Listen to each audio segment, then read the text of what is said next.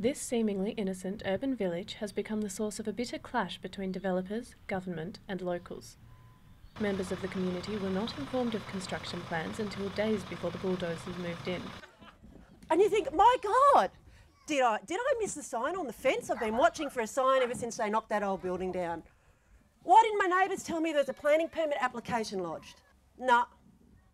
The state government made a temporary amendment to the planning scheme, and by virtue of that one amendment, we have no right to consultation.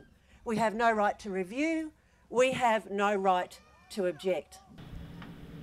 89 of the 198 apartments are expected to be partly financed by government affordable housing schemes. In order to secure this funding, 75% of housing in the state must be complete by the end of the year. Locals are particularly concerned that current road infrastructure will not be able to cope with the influx in traffic that Nicholson is expected to bring. Some changes we'd like to see in terms of height of the building, placement of car parks. In this street we have the Coburg Islamic Centre on the corner. On Fridays at prayer times there are hundreds of people who gather together. Campbell Reserve, the soccer ground, is used where sort of most weekends it's full and it's fantastic.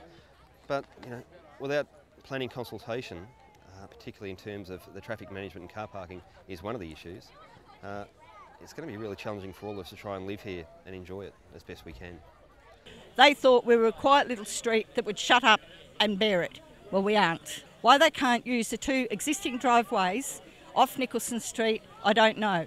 It is still planned to have the entry and exit from that car park 200 metres from the intersection, which is right opposite our second and third bedrooms. My son works shift work. Can you imagine what that's going to do to his sleep time? The situation has created a difficult political environment for State Labor member for Brunswick, Carlo Carli. He and Labor candidate Jane Garrett have met with Justin Madden, although their focus is more on replacing checks and balances on the planning system than stopping this particular development from going ahead. And part of the thing about due process is the due process has to occur not just when the applications go in, but also before the applications in the actual planning process.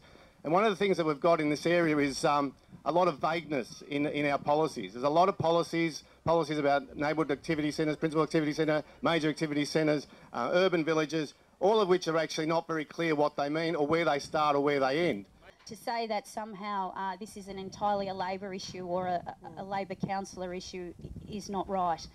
The Greens are running planning at Moreland, and people in this community are unhappy with what they're doing at that level. But people like you and I are completely inconsequential.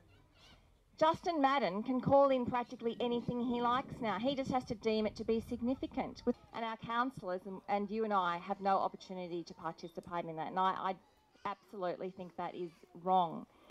Vic Urban has declined to comment on the matter, citing public sensitivity surrounding the project. The Nicholson, however, is only one development to have bypassed the public planning process under Madden's authority. The issue is highly contentious among voters and will no doubt be reflected in elections later this year. You need a government to say, yes, we'll do it pro rata. For every apartment, we'll open up space for you so that your brain works, so that you're happy in your life, so that people can walk their prams and feel good. Justin Madden doesn't care less. So I tell you what, I've had him. Let's get rid of him at the next state election. Bloody oath, get rid of him! Christine Jaram, Newsline.